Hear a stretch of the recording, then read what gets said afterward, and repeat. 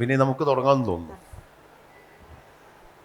അപ്പം ആദ്യം ഈ സംവാദത്തിൽ പങ്കെടുക്കാൻ, ഈ സംഭാഷണത്തിൽ പങ്കെടുക്കാൻ കഴിഞ്ഞതിൽ അതിയായ സന്തോഷം. 2 കാരണങ്ങൾ കൊണ്ടാണ്. ഒന്ന്, WLF-ൽ കഴിഞ്ഞ തവണ വരണമെന്ന് വിചാരിച്ചെങ്കിലും നേരിട്ട് വരാൻ പറ്റിയില്ല. 2, മീരയുമായിട്ടുള്ളൊരു സംഭാഷണമാണിത് എന്നതും സന്തോഷകരമായിട്ടുള്ളൊരു കാര്യമാണ്. അപ്പം ആദ്യം തന്നെ ഒരു കാര്യം ഞാൻ ഇവിടെ വ്യക്തമാക്കാൻ ആഗ്രഹിക്കുന്നു. ഇത് മന്ത്രിയും എഴുത്തുകാരിയും തമ്മിലുള്ള സംഭാഷണമല്ല. ഞാനൊരു സാഹിത്യ നിരൂപകനോ സാഹിത്യ വിമർശകനോ അല്ല. ഞാൻ ഒരു ശരാശരി വായനക്കാരനായ രാഷ്ട്രീയ പ്രവർത്തകനാണ്. അപ്പോൾ ഇത് ഒരു സാഹിത്യ നിരൂപകനും എഴുത്തുകാരിയും തമ്മിലുള്ള സംഭാഷണവുമല്ല. അപ്പം അത്തരത്തിലുള്ള ഈ അധികാര സമവാക്യങ്ങൾ ഒന്നും ബാധകമാവാത്ത ഒരു തുറന്ന സംഭാഷണം എന്നാണ് ഞാൻ ഉദ്ദേശിക്കുന്നതും ആഗ്രഹിക്കുന്നതും. അപ്പം അത് ആദ്യം തന്നെ പുസ്തകങ്ങളൊക്കെ വായിക്കുമായിരുന്നു SFIക്കാരനും ആയിട്ടുള്ള സംഭാഷണമായാലോ. അതെ, അതായിരിക്കും സന്തോഷകരമായിട്ടുള്ള കാര്യം. ഞാൻ ഇപ്പോൾ എന്നെ സംബന്ധിച്ച് എന്നെ രാഷ്ട്രീയത്തിലേക്ക് എത്തിച്ചത് പുസ്തകങ്ങളാണ്, വായനയാണ്. പിന്നീട് എൻ്റെ രാഷ്ട്രീയത്തെ രൂപപ്പെടുത്തിയതും വികസിപ്പിച്ചതും വായനയാണ്. ഒപ്പം വായനയുടെ ഗതിയെ നിർണയിച്ചത് രാഷ്ട്രീയവുമാണ്, അങ്ങനെയും പറയാം. അപ്പോൾ അങ്ങനൊരു പാരസ്പര്യം വായനയും രാഷ്ട്രീയവും തമ്മിലുണ്ട്. എൻ്റെ രാഷ്ട്രീയത്തെ കൂടുതൽ മെച്ചപ്പെടുത്തുന്നതിന്, ആത്മവിമർശനം നടത്തുന്നതിന്, ഒപ്പം നവീകരിക്കുന്നതിനൊക്കെ വായന സഹായിച്ചിട്ടുണ്ട്. നേരത്തെ ഇവിടെ പറഞ്ഞതുപോലെ എല്ലാം രാഷ്ട്രീയമായിട്ടാണ് കാണുന്നത് കാരണം ഞാൻ അടിസ്ഥാനപരമായിട്ട് രാഷ്ട്രീയ പ്രവർത്തകനാണ്. അപ്പോൾ എഴുത്ത് ഒരു രാഷ്ട്രീയ പ്രവർത്തനമാണ് എന്നാണ് ഞാൻ വിചാരിക്കുന്നത്. രാഷ്ട്രീയത്തിൽ നിന്ന് വേറിട്ടൊന്നുമില്ല. ഇപ്പോൾ രാഷ്ട്രീയം എന്ന് പറഞ്ഞാൽ സാമൂഹിക സാമ്പത്തിക സാഹചര്യങ്ങളുടെ ഒരു സാന്ദ്രീകരണമാണ്. മനുഷ്യാവസ്ഥയാണല്ലോ എഴുത്തിലൂടെ നമ്മൾ ആവിഷ്കരിക്കുന്നത്. അപ്പം മനുഷ്യാവസ്ഥയെ നിർണ്ണയിക്കുന്നതാണ് രാഷ്ട്രീയം. അതുകൊണ്ടാണ് സാധാരണ പറയാറുണ്ട്, ലെനിനാണത് പറഞ്ഞിട്ടുള്ളത്, നിങ്ങൾ രാഷ്ട്രീയത്തിൽ ഇടപെട്ടില്ലെങ്കിലും രാഷ്ട്രീയം നിങ്ങളുടെ ജീവിതത്തിൽ ഇടപെടും എന്ന്. ഇപ്പം നമ്മുടെ എല്ലാം ജീവിതത്തിൽ രാഷ്ട്രീയം ഇടപെട്ടുകൊണ്ടേയിരിക്കുകയാണ്. രാഷ്ട്രീയമാണ് നമ്മുടെയൊക്കെ ജീവിതത്തെ, മനുഷ്യാവസ്ഥയെ നിർണ്ണയിക്കുന്നത്. അതിനെപ്പറ്റി ഏറ്റവും നന്നായിട്ട് എഴുതിയ ഒരു എഴുത്തുകാരിയോടാണ് ഞാൻ ഇപ്പോൾ സംസാരിക്കുന്നത്, പ്രത്യേകിച്ച് സമകാല ഇന്ത്യയുടെ രാഷ്ട്രീയത്തെക്കുറിച്ച്. അപ്പോൾ രാഷ്ട്രീയവും സാഹിത്യവും തമ്മിലുള്ള ബന്ധം എന്ന് പറഞ്ഞാൽ അത്രമേൽ സ്വാഭാവികമാണ്. മാർക്സും എംഗൽസും അക്കാലത്തെ എല്ലാ മികച്ച സാഹിത്യകൃതികളും വായിച്ചിട്ടുള്ളവരാണ്. അത് സമൂഹത്തെ മനസ്സിലാക്കാൻ വേണ്ടിയിട്ടാണ്. മാർക്സ് പറഞ്ഞിട്ടുണ്ട്, ഇംഗ്ലണ്ടിലെ തൊഴിലാളി വർഗത്തിൻ്റെ സ്ഥിതി മനസ്സിലാക്കണമെങ്കിൽ ഡിക്കൻസിൻ്റെ കൃതികൾ വായിക്കണം എന്ന് പറഞ്ഞിട്ടുണ്ട്. അപ്പോൾ അതാത് കാലത്തെയാണ് രാഷ്ട്രീയം, സാഹിത്യം ആവിഷ്കരിക്കുന്നതും അടയാളപ്പെടുത്തുന്നതും. അപ്പോൾ ശ്രീമതി മീരയുടെ എല്ലാ പുസ്തകങ്ങൾ, അല്ലെങ്കിൽ പ്രധാനപ്പെട്ട കൃതികളിലെല്ലാം ഈ സമകാലിക രാഷ്ട്രീയം മാത്രമല്ല, ചരിത്രത്തിൻ്റെ അടരുകൾ ഒക്കെ കടന്നു വന്നിട്ടുണ്ട് എന്ന് ഞാൻ വിചാരിക്കുന്നു. ഒന്നാമത് എനിക്ക് തോന്നുന്നു ഈ സാഹിത്യവും രാഷ്ട്രീയവും ഏതാണ്ട് മാർക്സും എംഗൽസും പോലെ തന്നെയാണ്. അവർ തമ്മിലുള്ളൊരു ബന്ധമാണ് ഇത് രണ്ടും തമ്മിലുള്ളതെന്നാണ് എൻ്റെ വിശ്വാസം. കാരണം സാഹിത്യത്തെ രാഷ്ട്രീയമല്ലാതായി കാണാൻ എനിക്ക് ഒരിക്കലും സാധിച്ചിട്ടില്ല. എല്ലാം രാഷ്ട്രീയമാണ് എന്ന് വിശ്വസിക്കുന്ന ഒരാളും കൂടെയാണ് ഞാൻ. രാഷ്ട്രീയം നമ്മുടെ ജീവിതത്തിൽ ഇടപെടുക മാത്രമല്ല, നമ്മൾ ജീവിക്കുന്നത് രാഷ്ട്രീയം കൂടിയാണ്. നമ്മുടെ ജീവിതത്തിൻ്റെ സമസ്ത മേഖലകളെയും നിയന്ത്രിക്കുന്നത്,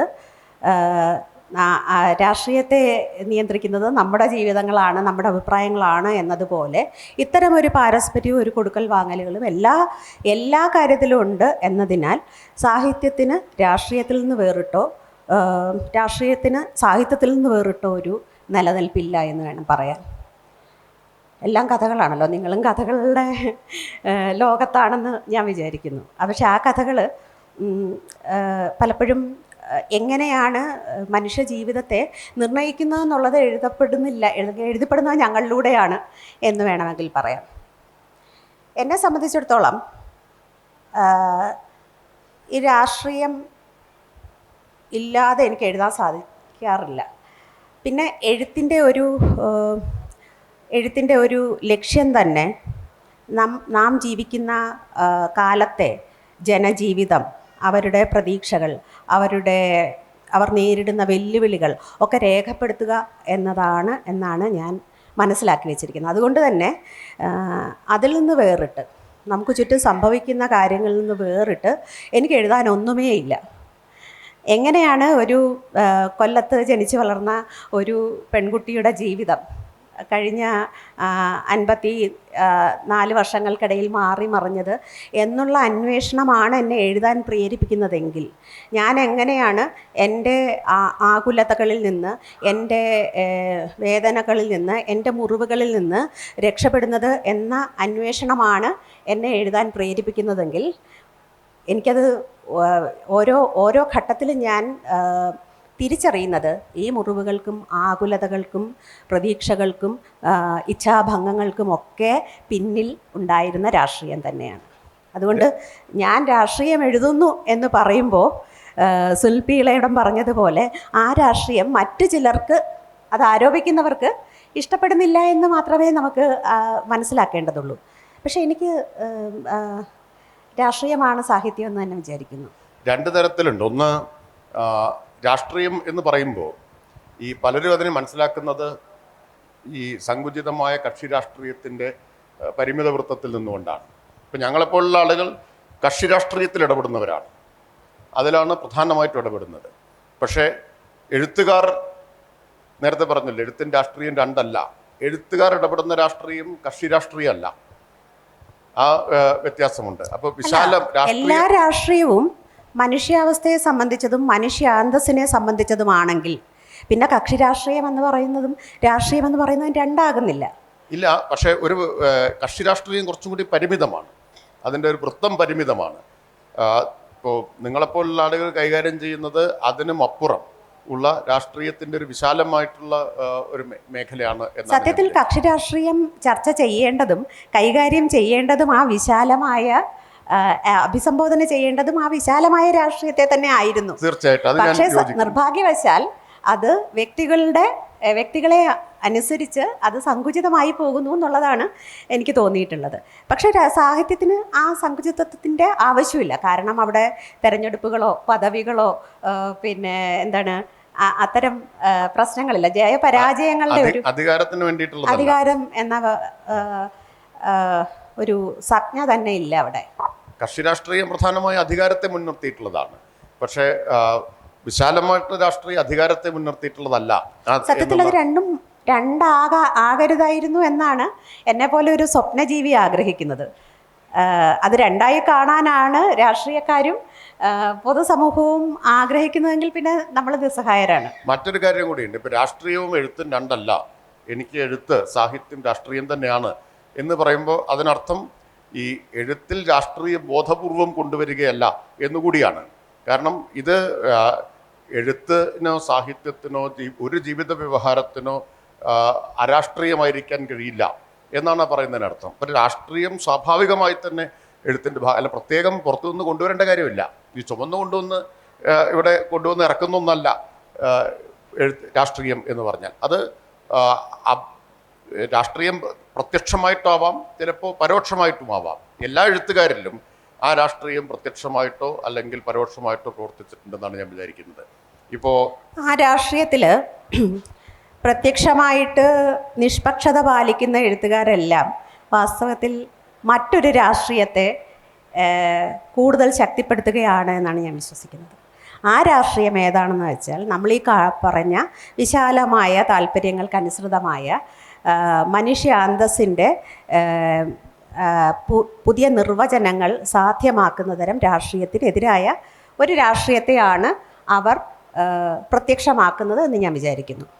മനുഷ്യാന്തസ്സിൻ്റെ, മനുഷ്യമോചനത്തിൻ്റെ, നീതിയുടെ ഒക്കെ ഒരു രാഷ്ട്രീയം, അതാണ് വിശാലമായിട്ടുള്ള അർത്ഥത്തിലുള്ള രാഷ്ട്രീയം. ഇപ്പോൾ എല്ലാ എഴുത്തുകാരും ഇത് പല തലങ്ങളിൽ ഒരുപക്ഷെ നേരിട്ട് രാഷ്ട്രീയം എന്ന് പ്രത്യക്ഷത്തിൽ തോന്നുന്ന തരത്തിലല്ലെങ്കിലും കൈകാര്യം ചെയ്തിട്ടുണ്ട് എന്നാണ് ഞാൻ വിചാരിക്കുന്നത്. ഇപ്പോൾ MT അടുത്ത ദിവസമാണല്ലോ കഥ അവശേഷിപ്പിച്ചുകൊണ്ട് കടന്നു പോയത്, കഥ മാത്രം അവശേഷിപ്പിച്ചുകൊണ്ട്. ഇപ്പോൾ MTയുടെ എഴുത്തിൽ നോക്കിയാലും നമുക്ക് സാമൂഹികമായിട്ടുള്ള സംഘർഷങ്ങൾ, അതുപോലെ തന്നെ അത് ചിലപ്പോൾ വ്യക്തിയുടെ ആന്തരിക സംഘർഷങ്ങളെ മുൻനിർത്തിയിട്ടാവാം, സാമൂഹിക സംഘർഷങ്ങൾ അതിലുണ്ട്, സാമൂഹിക വൈരുദ്ധ്യങ്ങളെ ആവിഷ്കരിച്ചിട്ടുണ്ട്. ഇപ്പോൾ നാടുവാഴിത്വത്തിൻ്റെ ഒരു തകർച്ച, അതിനെ തുടർന്ന് കൂട്ടുകുടുംബ വ്യവസ്ഥയുടെ ഒരു ശൈഥില്യം, ഇതിനെയൊക്കെയാണല്ലോ MT ആവിഷ്കരിക്കുന്നത്. അത് ഒരു സാമൂഹിക ക്രമത്തിൽ നിന്ന് മറ്റൊന്നിലേക്കുള്ള ഒരു പരിവർത്തനത്തിൻ്റെ ഒരു ഘട്ടത്തെ, അതിൻ്റെ എല്ലാ വൈരുദ്ധ്യങ്ങളെയും സംഘർഷങ്ങളെയും ആണ് അദ്ദേഹം ആവിഷ്കരിച്ചിട്ടുള്ളത്. ഇപ്പോൾ അപ്പുണ്ണി നായർ പറയുന്നില്ലേ, ഈ നാലുകെട്ട് പൊളിച്ചു കളഞ്ഞ് കാറ്റും പൊളിച്ചു കിടക്കുന്ന ഒരു വീട് പണിയണം എന്ന് പറയുമ്പോൾ അതിലൊരു വ്യവസ്ഥാവിരുദ്ധത ആണ് ഉള്ളത്. തകർക്കപ്പെടേണ്ട ഒരു വ്യവസ്ഥയെ കുറിച്ചാണല്ലോ പറയുന്നത്. അതും പ്രത്യക്ഷത്തിൽ നമുക്ക് തോന്നുമ്പോൾ രാഷ്ട്രീയമാണോ എന്ന് വെച്ചാൽ അതിലെന്താണ് രാഷ്ട്രീയം, പക്ഷെ ആത്യന്തികമായിട്ട് അത് രാഷ്ട്രീയമാണ്. അപ്പോൾ രാഷ്ട്രീയം പുറത്തു നിൽക്കുന്ന ഒന്നല്ല എന്നുള്ളതാണ് നേരത്തെ പറഞ്ഞതിന് അടിവരയിടുന്നൊരു കാര്യമാണ്. അപ്പോൾ എല്ലാ എഴുത്തുകാരിലും ഇത് പ്രവർത്തിക്കുന്നുണ്ട് എന്നതാണ്. പക്ഷേ മീരയിലേക്ക് വരുമ്പോൾ ഒരു കാര്യം, സ്ഥൂലമായ രാഷ്ട്രീയവും സൂക്ഷ്മമായ രാഷ്ട്രീയവും എഴുത്തിൽ പ്രവർത്തിക്കുന്നുണ്ട്. അതെന്താ വെച്ചാൽ സൂക്ഷ്മമായിട്ട് പറയുമ്പോൾ പലരും വിചാരിക്കുന്നത് ഈ സ്ത്രീക്ക് എന്താണ് രാഷ്ട്രീയം പറയാൻ എന്നുള്ളതുകൊണ്ട്. എനിക്കത് കൃത്യമായി മെറ്റഫറുകൾ ഉപയോഗിച്ചും വളരെ ഇൻവാൻസ്ഡ് ആയിട്ടും പറയാൻ അറിയാഞ്ഞിട്ടല്ല. ചില സമയത്ത് വളരെ സ്ഥൂലമായ രാഷ്ട്രീയം പറഞ്ഞേ തീരൂ എന്ന ഘട്ടങ്ങൾ വരാറുണ്ട്. പ്രത്യേകിച്ചും ചില ദശാസന്ധികളിൽ നമ്മൾ എഴുതുമ്പോൾ അത് ആത്മനിഷ്ഠമാണെങ്കിൽ പോലും ഇതിൻ്റെ സ്ഥൂലമായ രാഷ്ട്രീയം, കക്ഷി രാഷ്ട്രീയത്തിലെ ഇടപെടലുകളൊക്കെ എങ്ങനെയാണ് നമ്മുടെ ജീവിതത്തെ മാറ്റിമറിക്കുന്നതെന്ന് എൻ്റെ കഥകളിലൂടെ, എൻ്റെ നോവലുകളിലൂടെ എനിക്ക് പറയാതിരിക്കാൻ പറ്റില്ല. കാരണം അത് വളരെ ആത്മനിഷ്ഠമാണ്, അത് വളരെ വ്യക്തിപരമാണ്, അതേസമയം അത് എല്ലാ വ്യക്തികൾക്കും ബാധകമാണ്. അങ്ങനെ ഒരു പാരസ്പര്യത്തിൻ്റെ ഒരു സംഗതി അതിലുണ്ട്. അതുകൊണ്ട് സ്ഥൂല രാഷ്ട്രീയം സൂക്ഷ്മ രാഷ്ട്രീയം എന്നൊന്നില്ല. എങ്കിലും സ്ഥൂലമായും രാഷ്ട്രീയം പറയാൻ സാധിക്കുന്ന ഒരു സ്ത്രീയാണ് കേരളത്തിൽ ജനിച്ചു വളർന്ന ഞാൻ എന്ന് ലോകത്തെ ബോധ്യപ്പെടുത്താൻ എനിക്ക് സന്തോഷമുണ്ട്. എഴുതി തുടങ്ങിയത് 90കളുടെ ഒരു മധ്യത്തിലാണ് അല്ലേ? അല്ലല്ല, ഞാൻ വളരെ കുട്ടിക്കാലത്ത് എഴുതി തുടങ്ങി. പക്ഷേ പ്രസിദ്ധീകരിച്ച് തുടങ്ങിയത് 90കളിലല്ല, 2000 ആണ്ട് തുടങ്ങുന്ന സമയം. 2001 എൻ്റെ 2000 ആണ്ട് ഡിസംബർ അവസാനവും ജനുവരി 1 ഇഷ്യൂലാണ് ആദ്യത്തെ ഒരു കഥ ഒരു മുഖ്യധാര പ്രസിദ്ധീകരണത്തിൽ അച്ചടിച്ച് വരുന്നത്. ഞാൻ ചോദിക്കാൻ കാരണം, നമ്മുടെ നാടിൻ്റെ ചരിത്രത്തിലൊരു നിർണായക ഘട്ടത്തിലാണ്, ഒരു വളരെ നിർണായകമായ പരിണാമത്തിൻ്റെ ഒരു ഘട്ടത്തിലാണ് എഴുത്തുകാരി എന്ന നിലയിൽ രംഗത്ത് വരുന്നത്. ഇപ്പോൾ 90കളുടെ തുടക്കത്തോടു കൂടി തന്നെ വലിയൊരു ട്രാൻസിഷൻ ഇന്ത്യ വിധേയമായി തുടങ്ങി. ബാബറി മസ്ജിദിൻ്റെ തകർച്ചയുണ്ടായി. അതുപോലെ ഈ ഭൂരിപക്ഷ വർഗീയത അധികാരത്തിലേക്ക് എത്തി. അതിനു മുമ്പ് ഒരിക്കലും അതുണ്ടായിരുന്നില്ല. ഭൂരിപക്ഷ വർഗീയതയ്ക്ക് ഭരണകൂട അധികാരം ആദ്യമായിട്ട് രുചിച്ചത് 90കളിലാണ്. 2000 ആദ്യത്തെ കഥ 2001 എന്ന് പറഞ്ഞു.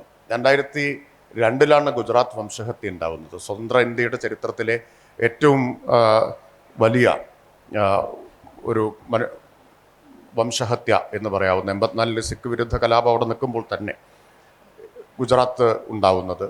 ഗുജറാത്താനന്തര ഇന്ത്യക്ക് വന്നിട്ടുള്ള മാറ്റത്തിൻ്റെ കൂടിയാണ് നേർസാക്ഷി എന്ന നിലയിൽ.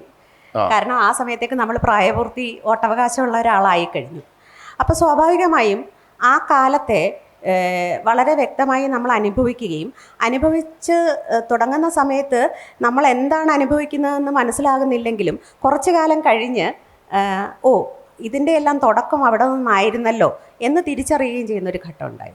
അത് പത്രപ്രവർത്തകയായിരുന്നത് കൊണ്ട് കൂടുതൽ അടുത്തറിയാൻ കഴിഞ്ഞു എന്നെനിക്ക് തോന്നുന്നു. അതാണ് ഞാൻ പറയാൻ വന്നത്. ഇങ്ങനെ ഒരു വളരെ നിർണായകമായിട്ടുള്ളൊരു ചരിത്ര സന്ദർഭത്തിൽ എഴുതി തുടങ്ങിയ ആൾ എന്നതുകൊണ്ടാണ് ഈ എഴുത്തിലെല്ലാം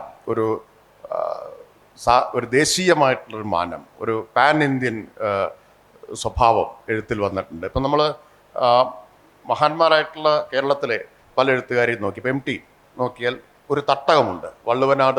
വള്ളുവനാടിൻ്റെ കഥാജീവിതം ആ തട്ടകത്തിൽ നിന്നുകൊണ്ടാണ് MT എഴുതിയത്. ഇപ്പോൾ മൂന്തേട്ടനാണെങ്കിൽ മയ്യഴി അങ്ങനെയുണ്ട്. ഇപ്പോൾ OV വിജയൻ പിന്നീട് ഡൽഹിയിലൊക്കെ പോയ ശേഷമാണ് ഇപ്പോൾ ഗുരുസാഗരവും ധർമ്മപുരാണവും പോലുള്ളവയൊക്കെ വരുന്നത്. പക്ഷെ ആദ്യത്തേത് ഖസാക്കിൻ്റെ ഇതിഹാസമാണ്, തസ്രാക്കിനെ കുറിച്ചാണ് എഴുതുന്നത്. ആനന്ദ് പലയിടത്ത് സഞ്ചരിച്ചിട്ടാണ്. ആനന്ദിൻ്റെ ആൾക്കൂട്ടത്തിലും അതുപോലെ അഭയാർത്ഥികളിലൊക്കെ ഈ ഒരു പാൻ ഇന്ത്യൻ സ്വഭാവം എഴുത്തിന് വന്നിട്ടുണ്ട്. പക്ഷേ അവരൊക്കെ കേരളത്തിന് പുറത്തായിരുന്നു ഉണ്ടായിരുന്നത്. പക്ഷേ അങ്ങനെ ഒരു ഈ ഇപ്പോൾ മൂന്തേട്ടൻ്റെ മയ്യഴി പോലെയോ അല്ലെങ്കിൽ കൂടല്ലൂർ പോലെയോ ഒരു തട്ടകത്തിൽ നിന്ന് എഴുതിയ ആളല്ല മീര. അങ്ങനെ തട്ടകത്തിൽ നിന്ന് എഴുതിയിട്ടുള്ളതല്ല. എനിക്കൊരു തട്ടകം ഉണ്ടായിരുന്നില്ല രാജേഷ്.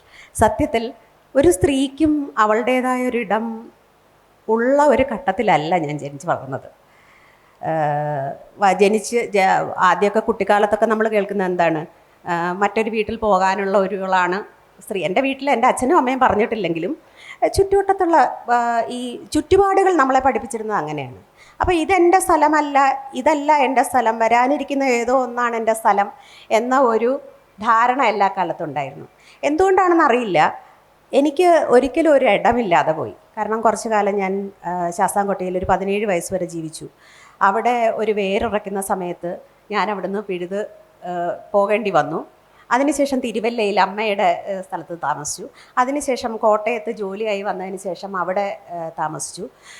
അപ്പോൾ ഇതിന് കുന്നത്തൂർ, കോട്ടയം, തിരുവല്ല, കുന്നത്തൂർ, ശാസ്താംകോട്ട, തിരുവല്ല, കോട്ടയം എന്നിങ്ങനെ കോട്ടയത്ത് ജോലി ചെയ്യുമ്പോഴും എൻ്റെ പ്രതീക്ഷ എപ്പോഴെങ്കിലും എന്നെ സ്ഥലം മാറ്റാനിടയുണ്ട്. അപ്പോൾ വേറൊരിടത്തേക്കായിരിക്കും ഞാൻ പോകുന്നത്.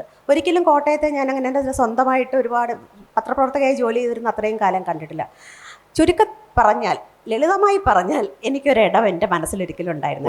ഞാൻ ഒരിടത്തും വേര് പിടിക്കാത്ത ഒരാളാണ്. ഒരർത്ഥത്തെ പറഞ്ഞാൽ തട്ടകത്തിന്റെ തടവിൽ നിന്ന് അത് എഴുത്തിനെ മോചിപ്പിച്ചു എന്ന് പറയാം. അതൊരു സത്യമായിരിക്കാം. പിന്നെ ഈ ഒരു സംഗതിയും എന്നെ സ്വാധീനിച്ചിട്ടുണ്ട്. അതായത് എല്ലാ എഴുത്തുകാരന്മാരും എഴുതുന്നത് അവരുടെ സ്വന്തം കഥകളിൽ നിന്നാണ് എന്നുള്ള ഒരു സംഗതി. സ്വന്തം ഇടവും സ്വന്തം കഥയും അല്ലാതെ ഒന്ന് എഴുതിയാൽ ശരിയാവില്ല എന്നൊക്കെയുള്ള ചില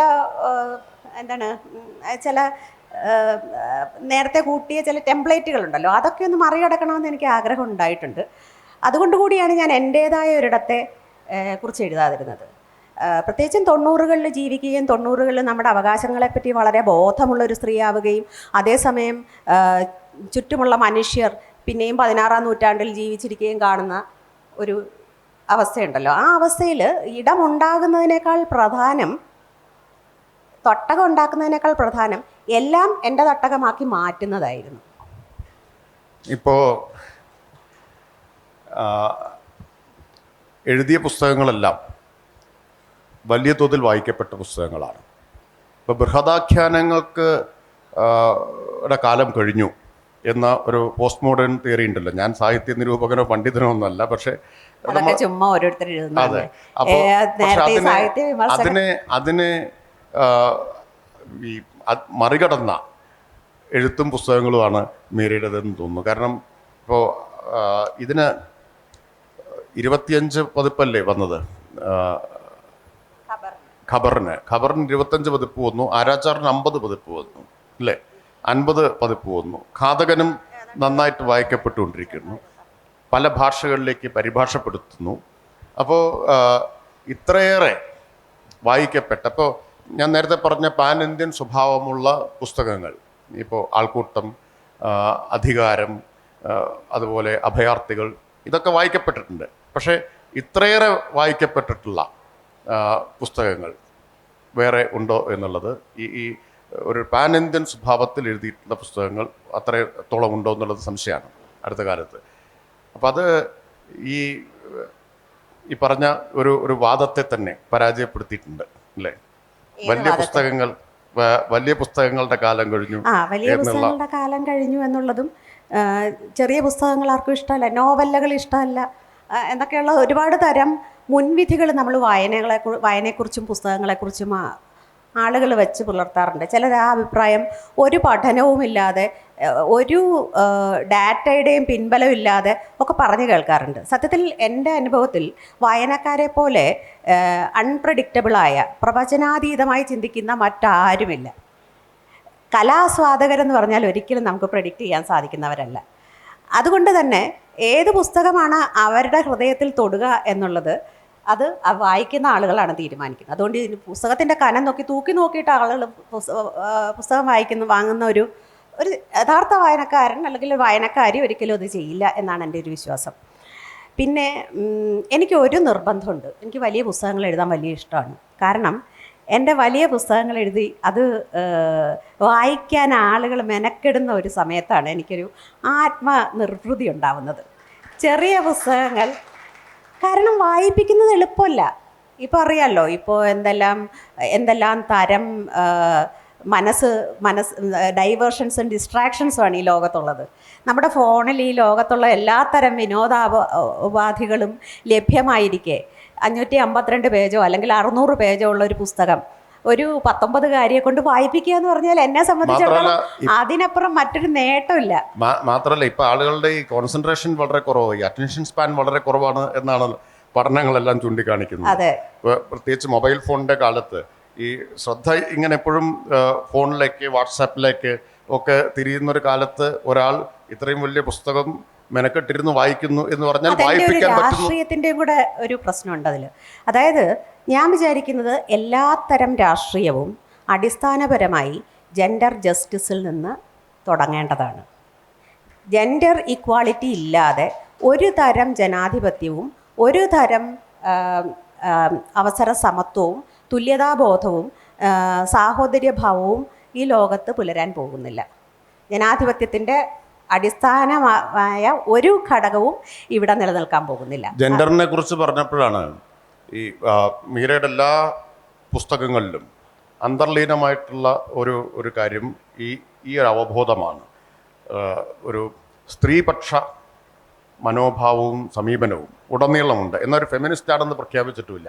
ഒരിക്കലും ഞാൻ ഫെമിനിസ്റ്റ് ആണ് പ്രഖ്യാപിച്ചിട്ടില്ല. ശരി, ഞാൻ ഫെമിനിസ്റ്റ് ആണെന്ന് ഞാൻ തിരിച്ചറിഞ്ഞിരുന്നില്ല എന്നുള്ളതാണ്. കാരണം നമ്മളെ ഫെമിനിസം ആരും പഠിപ്പിച്ചിരുന്നില്ല. പിന്നെ വളരെ കാലത്തിന് ശേഷം ഫെമിനിസം എന്താണെന്നൊക്കെ മനസ്സിലാക്കാൻ തുടങ്ങിയതിന് ശേഷമാണ് മനസ്സിലായത് ഫെമിനിസം എന്ന് പറയുന്ന നിങ്ങൾ മറ്റേ ലോക്കൽ കമ്മിറ്റിയിൽ അംഗത്വം എടുക്കുന്ന പോലെ ഒരു സംഗതിയല്ല. ഫെമിനിസത്തിൻ്റെ ഒരു വലിയ സ്വാതന്ത്ര്യം എന്താണെന്ന് വെച്ചാൽ ഒരു സ്ത്രീക്ക് എങ്ങനെ ജീവിക്കണോ അങ്ങനെ ജീവിക്കാനുള്ള സ്വാതന്ത്ര്യം ഉണ്ട് എന്നുള്ളതാണ് ഫെമിനിസത്തിൻ്റെ അടിസ്ഥാനം. അപ്പം ഇത് ഉടനീളം എഴുത്തിലുണ്ടായിട്ടുണ്ട്.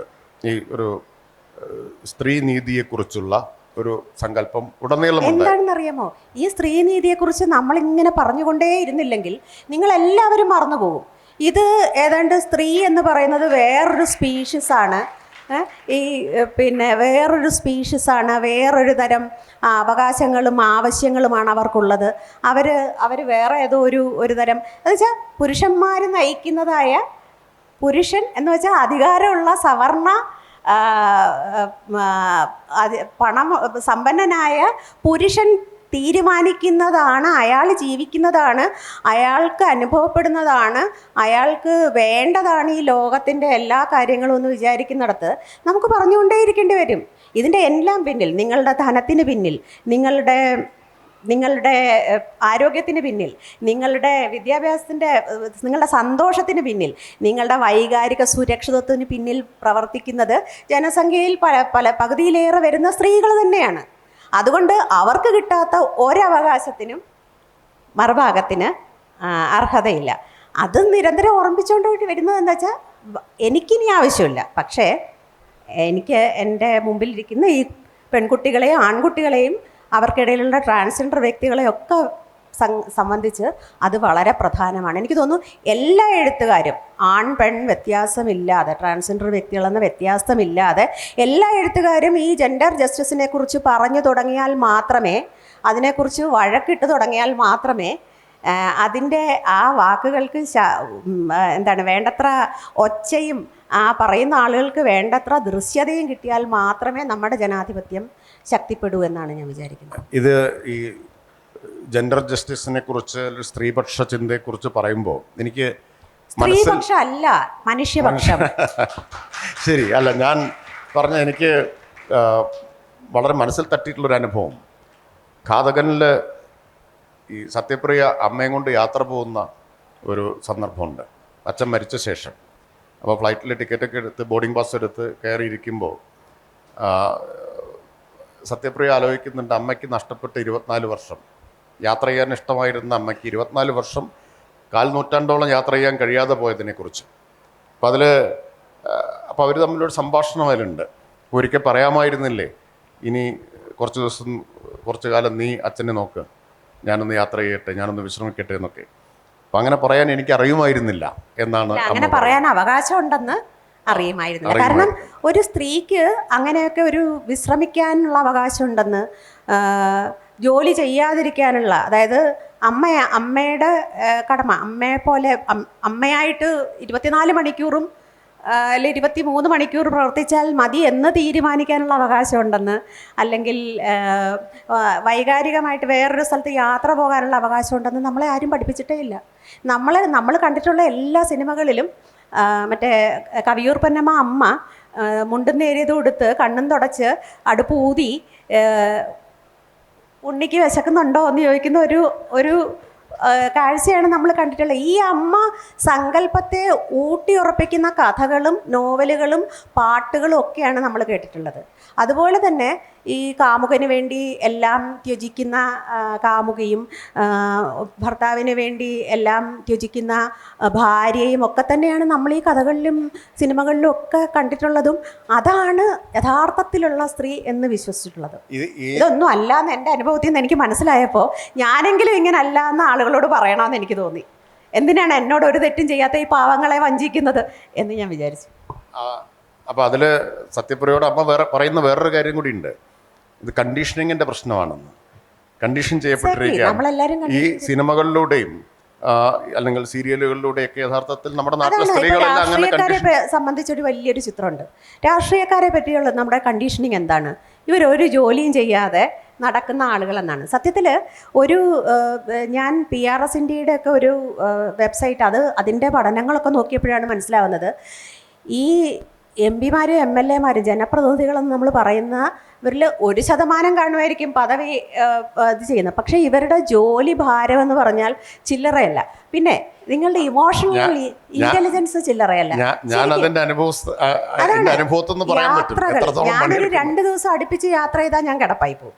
പക്ഷേ അതേസമയം പിന്നെ എല്ലാവരെയും ചിരിച്ച് കാണിച്ചു. എനിക്ക് 2 മീറ്റിംഗ് കഴിഞ്ഞാൽ 3-ാമത്തെ മീറ്റിങ്ങിൽ ചെല്ലുമ്പോൾ ചിലപ്പോൾ എൻ്റെ മുഖം എങ്ങനെയായിരിക്കും എന്ന് എനിക്ക് അറിഞ്ഞുകൂടാ, എൻ്റെ ശബ്ദം എങ്ങനെയായിരിക്കും എന്ന് അറിഞ്ഞുകൂടാ. പക്ഷേ രാവിലെ മുതൽ രാത്രി വരെ ഈ തരത്തിലൊരു ഇമോഷണൽ കോഷ്യൻ്റ് നിലനിർത്തി ആളുകളോട് ഇടപെടുന്നത് വരെ സത്യത്തിൽ ഈ കൗൺസിലിങ്ങിൻ്റെയൊക്കെ ഒരു ഇതും കൂടെ നിങ്ങൾ നിർവഹിക്കുന്നുണ്ടല്ലോ. അപ്പം നമുക്ക് ഇത് നമ്മൾ സിനിമകളിലും നോവലുകളിലും ഒക്കെ വായിച്ചിട്ടുള്ള രാഷ്ട്രീയക്കാരെല്ലാം മോശക്കാരാണ്, അവർ ജോലി എടുക്കാത്തവരാണ്, കൈക്കൂലിക്കാരാണ്, ജനങ്ങളെപ്പറ്റി ചിന്തയില്ലാത്തവരാണ്.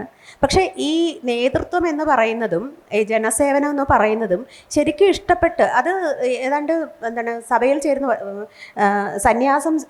സന്യാസിനി വ്രതം സ്വീകരിക്കുന്ന പോലെ ഒരു സംഗതിയാണ്. അതുപോലെ ഒരു സംഭവം ഉണ്ടെന്ന് നമുക്ക് പിന്നെ മനസ്സിലാവത്തുള്ളൂ. അപ്പം ഞാൻ പറഞ്ഞത് ഇത്തരം ഒരുപാട് മിഥ്യാധാരണകളും കണ്ടീഷനിങ്ങും നമ്മൾ എല്ലാ കാലത്തും നേരിടുന്നുണ്ട്. ഇതിനൊരു നന്ദി പറയേണ്ടതുണ്ട്.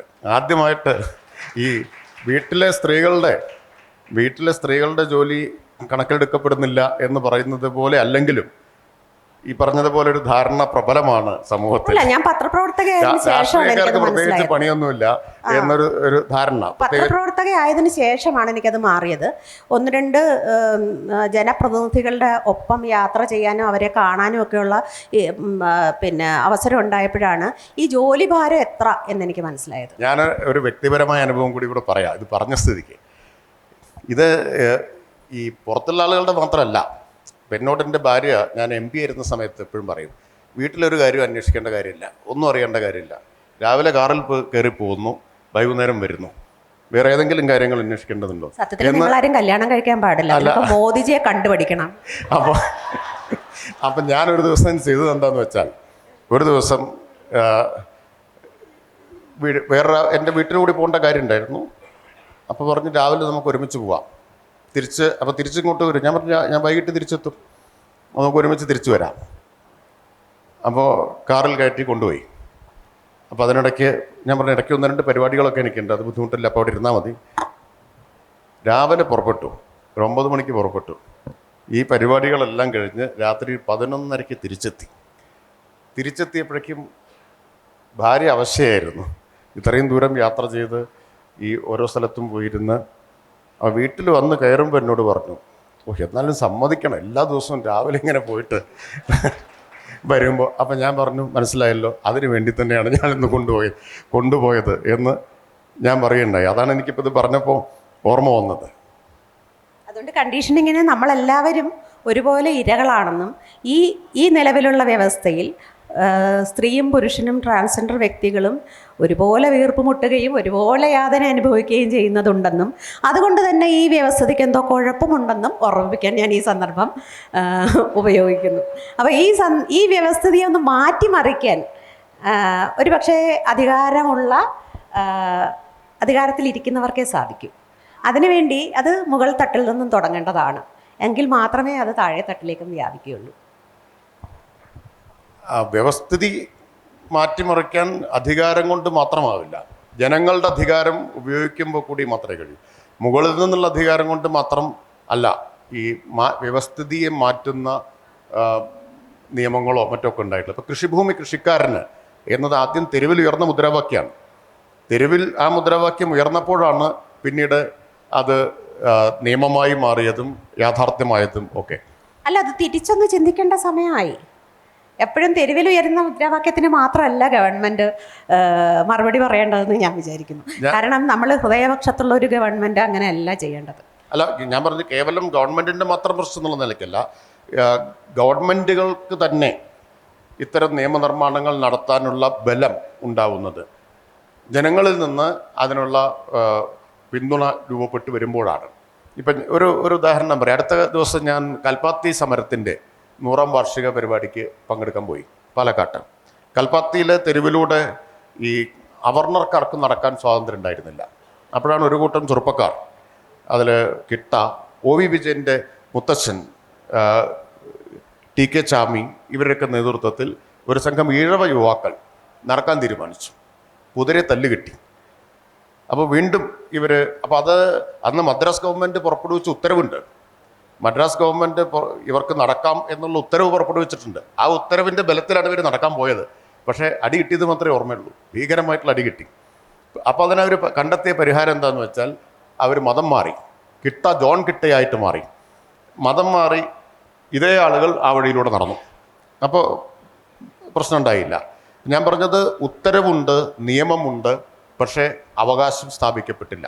അപ്പോൾ അവകാശം സ്ഥാപിക്കപ്പെടണമെങ്കിൽ ഒരു സർക്കാരിൻ്റെ ഉത്തരവോ നിയമമോ മാത്രമല്ല, ചിലത് അങ്ങനെ നടക്കുമായിരിക്കും, എല്ലാ കാര്യങ്ങളിലും അങ്ങനെയല്ല. ജനങ്ങളുടെ പിന്തുണ, ജനങ്ങളുടെ അവബോധം അതുകൂടി പ്രധാനമാണ് എന്നാണ് ഞാൻ പറഞ്ഞു വന്നത്. അപ്പോൾ വ്യവസ്ഥിതിയിലെ മാറ്റം അപ്പോഴാണ് ഉണ്ടാവുന്നത്. ആത്യന്തികമായി ജനങ്ങളാണ് ഈ വ്യവസ്ഥിതിയുടെ മാറ്റത്തെ ഡ്രൈവ് ചെയ്യുന്നത്. അല്ല, ഗവൺമെൻറ് എന്ന് പറയുന്നത് ജനങ്ങളാണല്ലോ. ജനങ്ങളും തമ്മിലുള്ളൊരു കൊടുക്കൽ വാങ്ങൽ, ഒരു ആശയങ്ങളുടെ കൊടുക്കൽ വാങ്ങൽ അവിടെ നടക്കുന്നില്ലെന്ന് വേണ്ടേ അപ്പോൾ പറയാൻ. അപ്പോൾ അതുകൊണ്ട് ഇത് എവിടെ നിന്നോ തുടങ്ങേണ്ടതും തുടരേണ്ടതുമായിട്ടുള്ളൊരു സംഗതിയാണ്. അത് അങ്ങനെ നമ്മൾ സംസാരിച്ചുകൊണ്ടിരുന്നാൽ അത് നീണ്ടു പോകും. പക്ഷേ എനിക്ക് തോന്നിയിട്ടുള്ളത് ഇതാണ്, നമ്മൾ ഈ തരം മുൻവിധികൾ ഒഴിവാക്കേണ്ട സമയമായി. അതായത് ചില കാര്യങ്ങൾ മുകളിൽ നിന്ന് തന്നെ തുടങ്ങേണ്ടി വരും. ചില നിയമങ്ങളുടെ പരിരക്ഷ നമുക്ക് ആവശ്യമുണ്ട്. ഇപ്പോൾ ഉദാഹരണത്തിന് സംവരണം എന്നുള്ളത് നിയമമായിട്ട് വന്നതുകൊണ്ടാണല്ല, ജനഹിതമായിട്ട് വന്നതുകൊണ്ടല്ല. കാരണം സംവരണം അവകാശപ്പെട്ട ജനങ്ങളുടെ ശതമാനം സംവരണം വേണ്ട എന്ന് പറഞ്ഞ ആളുകളുടെ ശതമാനത്തെ അപേക്ഷിച്ച് വളരെ കുറവായിരുന്നു. എങ്കിലും നമ്മുടെ ഭരണഘടനാ ശില്പികൾ സംവരണം ആവശ്യമുണ്ട് എന്ന് പറഞ്ഞത് ഒരു നിയമമായി വന്നപ്പോൾ അതനുസരിക്കാൻ, അത് 100% നടപ്പിലായില്ലെങ്കിലും ആ നിയമം അവിടെ ഉള്ളതൊരു വലിയ പരിരക്ഷയാണ്. അത് സ്ത്രീക്ക് 33% സംവരണം കിട്ടിയത് എന്തുകൊണ്ടാണ്, എങ്ങനെയാണ് അത്? പിന്നെ തെരുവിലുള്ള മറ്റേ മുദ്രാവാക്യം വിളിക്കുന്നവരെ ആവശ്യം അല്ല, സ്ത്രീകളുടെ ഭാഗത്ത് നിന്ന് ആവശ്യം ശക്തമായി വന്നിരുന്നു. പക്ഷെ അപ്പോഴും അധികാരം കൈയാളുന്നവരിൽ ഏറെപ്പേരും അതിന് പല കാരണങ്ങൾ പറഞ്ഞത്. വനിതാ സംഘടനകളെല്ലാം ഉയർത്തിയ ശക്തമായ സമരം ആവശ്യം അത് നിയമനിർമ്മാണമായിട്ട് മാറി നിയമത്തിൽ. പക്ഷെ ഇപ്പോഴും 33% സംവരണം എന്നത് ഇന്ത്യയിൽ അടുത്ത കാലത്തൊന്നും ഇപ്പോൾ നടപ്പാക്കാൻ പോകുന്ന കാര്യമല്ല എന്നുള്ളത് വേറെ കാര്യം. കേരളയിൽ വഴി കാണിച്ചു. നമ്മൾ ഇപ്പോൾ തദ്ദേശ സ്ഥാപനങ്ങളിലേക്ക് 50% സംവരണം ഏർപ്പെടുത്തിയ ഇന്ത്യയിൽ ആദ്യത്തെ സംസ്ഥാനമായിട്ട് കേരളം മാറി. ആദ്യം തദ്ദേശ സ്ഥാപനത്തിലേക്ക് ഈ സംവരണം വന്ന സമയത്ത് അന്ന് നമ്മുടെ നാട്ടിലെ എന്തായിരുന്നു മനോഭാവം എന്നുള്ളത് എല്ലാവർക്കും അറിയാം. അതാണ് എക്സാക്ട്ലി അതിലേക്കാണ് ഞാൻ വരുന്നത്. സംവരണം ഏർപ്പെടുത്തി കഴിഞ്ഞു. ആദ്യത്തെ ഘട്ടത്തിൽ, ആദ്യത്തെ ഇലക്ഷൻ്റെ സമയത്ത് വലിയ പരിഹാസവും വലിയ ചോദ്യം ചെയ്യലും ഉണ്ടായി. രണ്ടാമത്തെ ടേം ആയപ്പോഴേക്ക് ആളുകൾ അതുമായിട്ട് പൊരുത്തപ്പെട്ടു തുടങ്ങി. മൂന്നാമത്തെ ടേം ആയപ്പോൾ അത് ഒരു സാധാരണ നിയമമായി മാറി. അതാണ് ഞാൻ പറയുന്നത്, ചില നിയമങ്ങൾ മുകൾ തട്ടിൽ നിന്ന് എടുക്കുമ്പോൾ അത് താഴെ ജനങ്ങളിലേക്ക് എത്തുകയും പുതിയൊരു അവബോധം സൃഷ്ടിക്കപ്പെടാൻ, പുതിയൊരു സാമൂഹിക നോം സ്ഥാപിക്കപ്പെടാൻ സഹായിക്കുകയും ചെയ്യും എന്നെനിക്ക് തോന്നുന്നു. പ്രത്യേകിച്ചും ഞങ്ങളെപ്പോലെയുള്ള അരിക് ജീവിതങ്ങളുടെ കാര്യത്തിലെങ്കിൽ. അപ്പോൾ ഇനി പുസ്തകങ്ങളിലേക്ക് തന്നെ വന്നാൽ, ഇപ്പോൾ പ്രധാനമായിട്ടും ഈ രാഷ്ട്രീയമാണ് എഴുത്ത് എന്ന് പറഞ്ഞല്ലോ. എനിക്ക് തോന്നിയിട്ടുള്ള കാര്യം അധികാരം, ഹിംസ, ഭയം എന്നിവയൊക്കെ ആണ് ഈ മീരയുടെ പ്രധാന പുസ്തകങ്ങളിലെല്ലാം പ്രമേയമായി വന്നിട്ടുള്ളത്. പ്രത്യേകിച്ച് ഭരണകൂട അധികാരം എങ്ങനെ പ്രവർത്തിക്കുന്നു, എങ്ങനത് വളരെ സിസ്റ്റമാറ്റിക് ആയിട്ടുള്ളൊരു ഹിംസ അടിച്ചേൽപ്പിക്കുന്നു. ഇത് രണ്ടിലൂടെയും ഈ അധികാരത്തെ നിലനിർത്താൻ ഭയത്തിൻ്റെ ഒരു അന്തരീക്ഷം എങ്ങനെ നിലനിർത്തിക്കൊണ്ടു പോകുന്നു. ഇപ്പോൾ ആരാച്ചാരിലെ കൊലക്കയർ എന്നത് അധികാരത്തിൻ്റെ ഒരു രൂപകമാണല്ലോ. അങ്ങനെയാണ് അതിനെ ഭരണകൂട അധികാരത്തിൻ്റെ രൂപകമായിട്ടാണ് കൊലക്കയർ വരുന്നത്. അത് വ്യക്തിബന്ധങ്ങളിൽ വരുന്ന സമയത്ത്, ഇപ്പോൾ പ്രണയത്തിൻ്റെ കാര്യത്തിൽ വരുമ്പോൾ അവിടെയും അധികാരത്തിൻ്റെ രൂപകമായിട്ട് കൊലക്കയർ മാറുന്നുണ്ട്. ഘാതകനിലേക്ക് വരുന്ന സമയത്ത് ഈ ഹിംസയും ഭയവും ആണ് അതിനെ ആകെ ചൂഴ്ന്നു നിൽക്കുന്നത്. ഇന്നത്തെ ഒരു ഇന്ത്യൻ അവസ്ഥയെ വളരെ വസ്തുനിഷ്ഠമായി എന്നാൽ അങ്ങേയറ്റം കലാപരമായി ആവിഷ്കരിച്ചിട്ടുള്ള എഴുത്തായിട്ടാണ് അത് കാണുന്നത്. അതിൻ്റെ രഹസ്യം എന്താണെന്ന് ചോദിച്ചാൽ, ഇത് പഠിച്ചെടുക്കാൻ ഒരു സ്ത്രീക്ക് ഒരു പ്രയാസവും ഇല്ല. കാരണം ഇത് ഈ രാഷ്ട്രത്തിൻ്റെ ഏറ്റവും ചെറിയ യൂണിറ്റായ കുടുംബത്തിനുള്ളിലെ അവസ്ഥയാണ്. കുടുംബത്തിനുള്ളിലെ അവസ്ഥയാണ് വാസ്തവത്തിൽ രാഷ്ട്രം അതിൻ്റെ ഭീകരമായ അല്ലെങ്കിൽ ഭീമമായ ഒരു എന്താണ് അതിൻ്റെ ഡയമെൻഷൻസിൽ പ്രകടമാക്കുന്നതെന്ന് ഞാൻ പറയും. ഞാൻ അതുകൊണ്ടാണ് പറഞ്ഞത് ജെൻഡർ ജസ്റ്റിസ് ആണ്. അല്ലല്ല, എന്നെ തടസ്സപ്പെടുത്തരുത്. ജെൻഡർ ജസ്റ്റിസ് എന്നതാണ് നമ്മുടെ ഡെമോക്രസിയുടെ അടിസ്ഥാനം എന്ന് ഞാൻ പറയാനുള്ള കാരണം അതാണ്. കാരണം ഈ ജെൻഡർ ജസ്റ്റിസ് ഇല്ലായ്മ ചെയ്യുന്നത് പേട്രിയാർക്കി അഥവാ പിതൃമേധാവിത്വം എന്ന് പറയുന്ന ഒരു വ്യവസ്ഥയാണ്. അത് തീർത്തും ബ്രാഹ്മണിക്കലായ ഒരു വ്യവസ്ഥയുടെ ഒരു പ്രോട്ടോടൈപ്പാണ്. അപ്പോൾ അത് എന്താണ് ലെവൽ ചെയ്ത്, അത് തച്ച് തകർത്ത് അത് ലെവൽ ചെയ്ത് കുടുംബത്തിനകത്ത് എല്ലാവർക്കും സ്വാതന്ത്ര്യം, എല്ലാവർക്കും ജനാധിപത്യവും, എല്ലാവർക്കും ഫ്രീഡം ഓഫ് സ്പീച്ചും ഫ്രീഡം ഓഫ് സഞ്ചാരവും ഒക്കെ ഉള്ള ഒരു സമയത്ത് മാത്രമേ നമുക്ക് പുറമേക്കും അത് പ്രതീക്ഷിക്കാൻ പറ്റുള്ളൂ. വീട്ടിനകത്താണ് അത് തുടങ്ങേണ്ടതെന്ന് ഞാൻ വിചാരിക്കുന്നു. രണ്ടാമത്തെ കാര്യം, ഈ പാട്രിയാർക്കി എന്ന് പറയുന്നത് സത്യത്തിൽ നമ്മുടെ ഈ ഫാഷിസത്തിൻ്റെ ഒരു വിരുന്നതിനുള്ള ഒരു അടുക്കളയാണ്. അപ്പോൾ അതുകൊണ്ട് അതിൽ സ്ത്രീ വിരുദ്ധതയുടെ തീ കത്തിച്ച് നമ്മൾ പിതൃമേധാവിത്വത്തിൻ്റെ അടുക്കളയിൽ ഫാഷിസത്തിൻ്റെ വിരുന്നൊരുക്കുന്നു എന്നുള്ളതാണ് എനിക്കെന്നും പറയാനുള്ളത്. അത് പറയുകയും അതാണ് എൻ്റെ രാഷ്ട്രീയം. വളരെ പ്രധാനപ്പെട്ട 2 നിരീക്ഷണങ്ങളാണ് നടത്തിയത്. ഞാനതിനോട് പൂർണ്ണമായിട്ട് യോജിക്കുന്നു. അതാണ് ഞാൻ ഇടയ്ക്ക് കയറിയത്. ആ യോജിപ്പ് പറയാൻ വേണ്ടിയിട്ടായിരുന്നു. അതായത് ഒന്നാമത്തെ കാര്യം പറഞ്ഞത് അത് സൂക്ഷ്മ രാഷ്ട്രീയം എന്നീ തുടക്കത്തിൽ പറഞ്ഞു. സ്ഥൂല രാഷ്ട്രീയവും സൂക്ഷ്മ രാഷ്ട്രീയവും. ഇപ്പോൾ ഭരണകൂടം പ്രയോഗിക്കുന്ന ഹിംസയെ, അതിൻ്റെ അധികാര പ്രയോഗങ്ങൾ, അത് സ്ഥൂല രാഷ്ട്രീയത്തിൻ്റെ ഭാഗമായിട്ട് വരുന്നു. എന്നാൽ ഇപ്പോൾ ഇവിടെ പറഞ്ഞ കാര്യം, ഇത് കുടുംബത്തിനകത്ത് നടക്കുന്നു എന്നത്, അതിലാണ് ആ സൂക്ഷ്മ രാഷ്ട്രീയം അടങ്ങിയിട്ടുള്ളത്. കുടുംബവും ഒരു ഭരണകൂട രൂപമാണ്. ഇതാണ് ഏംഗൽസിൻ്റെ പ്രസിദ്ധമായിട്ടുള്ള പുസ്തകം കുടുംബം, സ്വകാര്യ സ്വത്ത്, ഭരണകൂടം എന്നിവയുടെ ഉത്ഭവവും വളർച്ചയും എന്ന ഏംഗൽസിൻ്റെ വളരെ പ്രധാനപ്പെട്ട പുസ്തകത്തിൻ്റെ ഉള്ളടക്കം ഇതാണ്. അപ്പം കുടുംബം എന്നത് ഭരണകൂടത്തിൻ്റെ ഏറ്റവും പ്രാഥമികമായിട്ടുള്ള ഒരു രൂപമാണ്. അപ്പോൾ അടിച്ചമർത്തൽ അവിടെ തുടങ്ങുന്നു. പേടിപ്പിക്കുന്നത് അവിടെ തൊട്ടാണ്. പേടിക്കാൻ പഠിക്കുന്നത് അതിനകത്ത് നിന്നാണ്. അത് നമ്മൾ പുറത്തുനിന്നല്ല. അത് ഭയങ്കരമായി സങ്കടപ്പെടുത്തുന്ന ഒരവസ്ഥയല്ലേ. നേരത്തെ പറഞ്ഞ കണ്ടീഷനിങ്. അതെ, നമ്മളെ ഭയം എന്താണെന്ന് പഠിപ്പിച്ചു തുടങ്ങുന്നത് അവിടെയാണ്. ജനിച്ചു വീഴുന്ന അതിന് ശേഷം വാക്കുകൾ മനസ്സിലാക്കാൻ തുടങ്ങുമ്പോൾ, ആശയങ്ങൾ മനസ്സിലാക്കാൻ തുടങ്ങുമ്പോൾ ആദ്യം പഠിപ്പിക്കുന്നത് ഭയമാണെങ്കിൽ പിന്നെ എങ്ങനെ പുറത്തേക്ക് ഇറങ്ങുമ്പോൾ നമുക്ക് ഭയമില്ലാതിരിക്കാൻ പറ്റും? ഭയം എങ്ങനെ ഈ ഒരു രാഷ്ട്രീയമായി മാറാതിരിക്കും? കുറച്ചു കാലം മുമ്പ് ഞാൻ പാലക്കാട് MP ആയിരിക്കുന്ന സമയത്താണ് പുലാപ്പറ്റ സ്കൂളിലെ ഒരു 9ാം ക്ലാസ് വിദ്യാർത്ഥിയുടെ ധ്രുപദ് ഗൗതം എന്നാണ് പേര്, ഒരു കവിത ഇപ്പോൾ ഈ ഭയത്തെക്കുറിച്ച് പറഞ്ഞപ്പോൾ ഓർമ്മ വരികയാണ്. ഭയം എന്ന പേരിലാണ് ആ കവിത. അത് ഞാൻ അത്ഭുതപ്പെട്ടു. 9ാം ക്ലാസ് പഠിക്കുന്നൊരു കുട്ടി എങ്ങനെയാണ് ആ സാഹചര്യത്തെ കൺസീവ് ചെയ്തത് എന്നതാണ്. ഭയമാണ് ഭരിക്കുന്നത്. ബെർത്തോൾട്ട് ബ്രെഖ്ത് പണ്ട് ജർമ്മനിയെക്കുറിച്ച് പറഞ്ഞിട്ടുണ്ട്, ഭയമാണ് ഇവിടെ ഭരിക്കുന്നത് എന്ന്.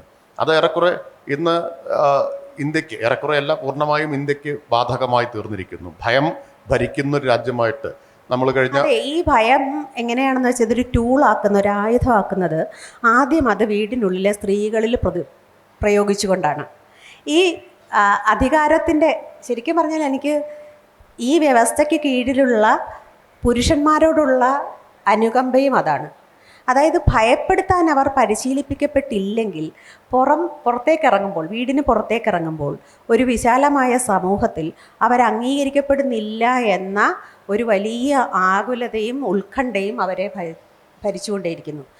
ഇത്ര ഉത്കണ്ഠാകുലരായ ഒരു വിഭാഗവും അടിച്ചമർത്തപ്പെടുന്ന മറ്റൊരു വിഭാഗവും തമ്മിലുള്ള ഈ നിരന്തരമായ സംഘർഷമാണ് വാസ്തവത്തിൽ ഇപ്പോൾ നമ്മൾ അനുഭവിക്കുന്ന ഈ പറഞ്ഞ ഭയത്തിൻ്റെ ഒരു അന്തരീക്ഷം രാജ്യത്താകമാനം നിലനിൽക്കാൻ കാരണമെന്ന് എനിക്ക് തോന്നുന്നു. കാരണം ഇതിനകത്ത് ജനാധിപത്യത്തെക്കുറിച്ച് കൃത്യമായൊരു വിദ്യാഭ്യാസം കുടുംബത്തിനകത്ത് നടക്കുന്നതേയില്ല, വ്യക്തികൾക്കിടയിൽ നടക്കുന്നതേയില്ല.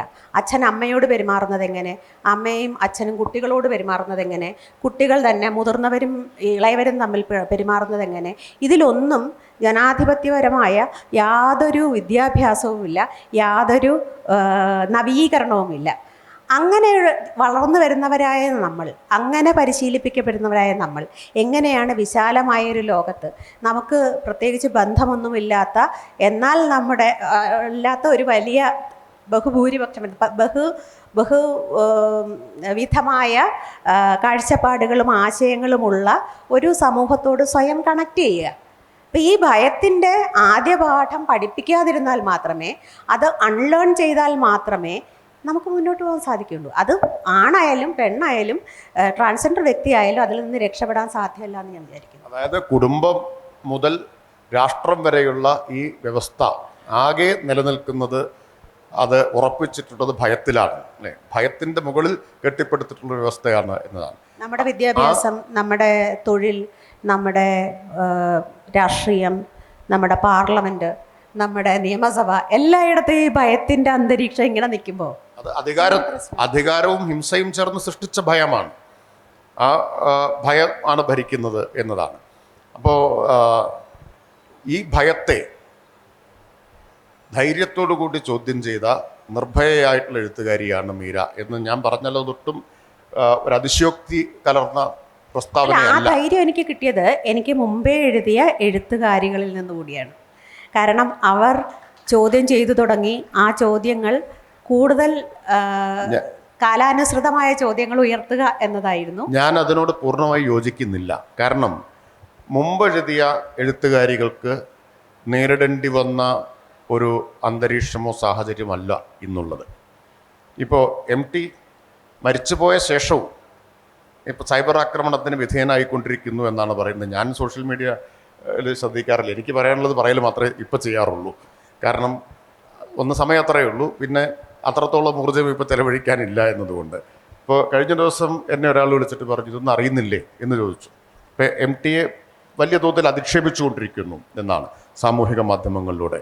ഈ നിർമാല്യത്തിലെ ആ രംഗത്തിൻ്റെ പേരിൽ ഒക്കെ.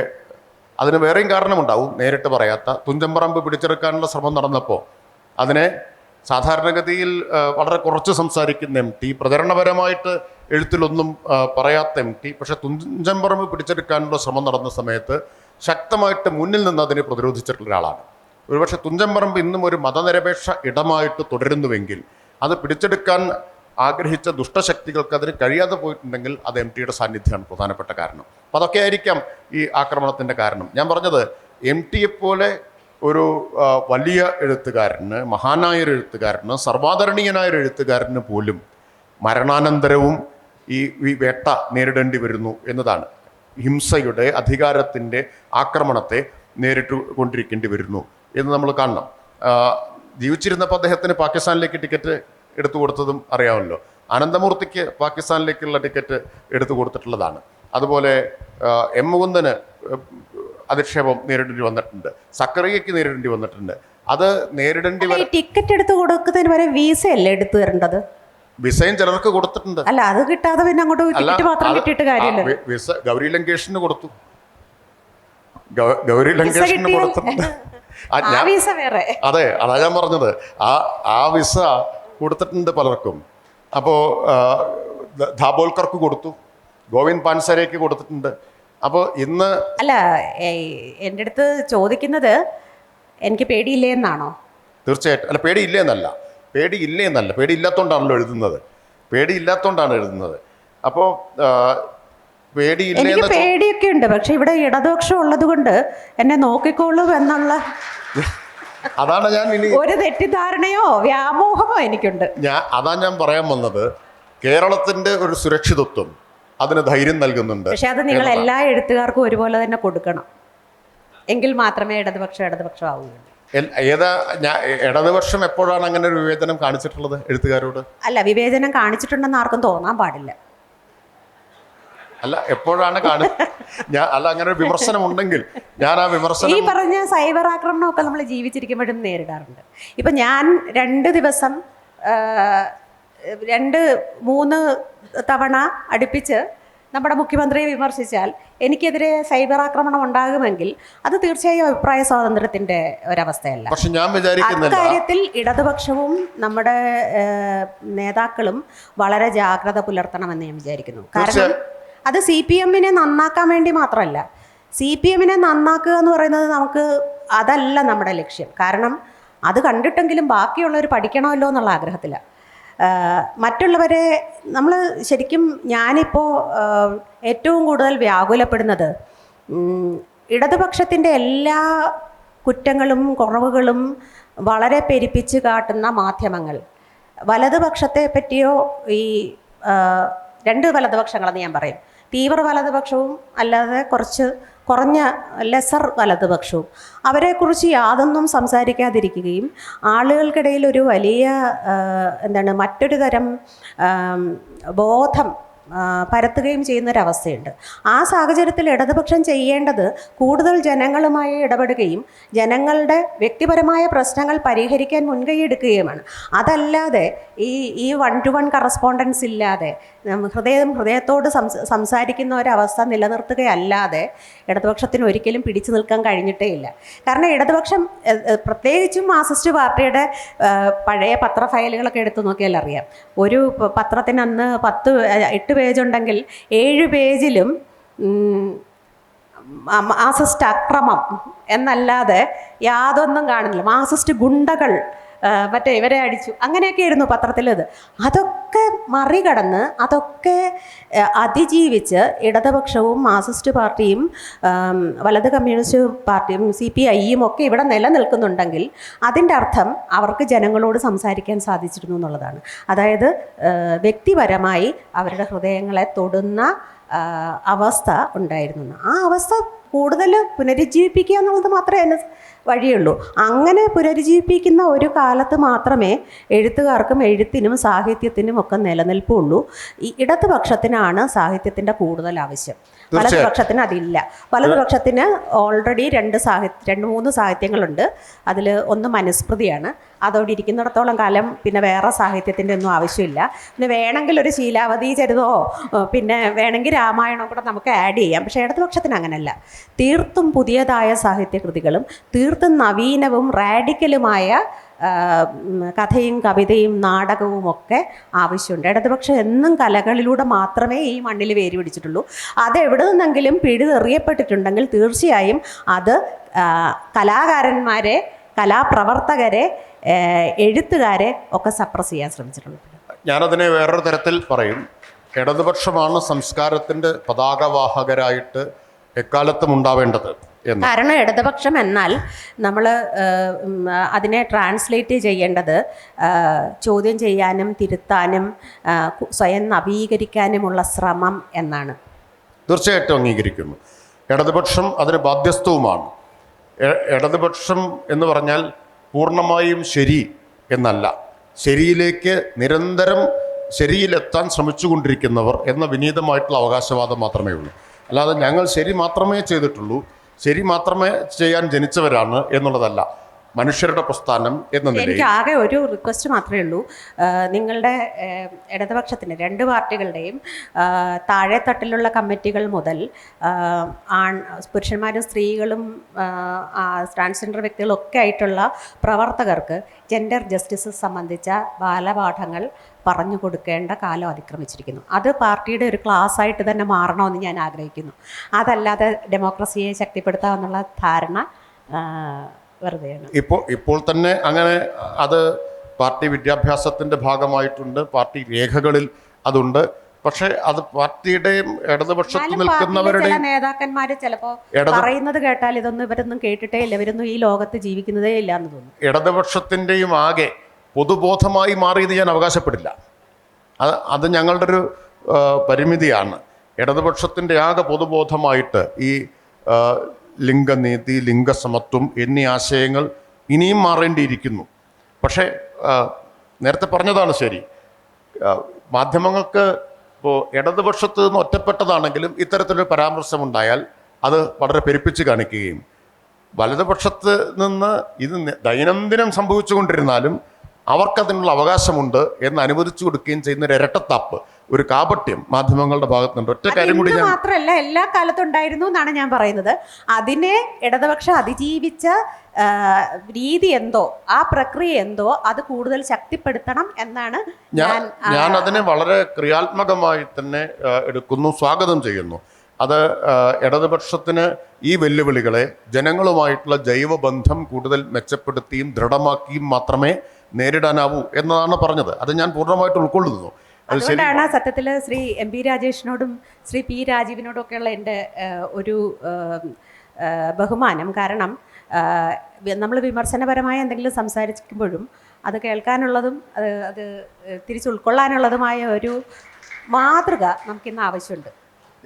എന്നോട് വിമർശനം നേരിട്ട് തന്നെ പല കാര്യങ്ങളിലും പറഞ്ഞിട്ടുള്ള ആളാണല്ലോ.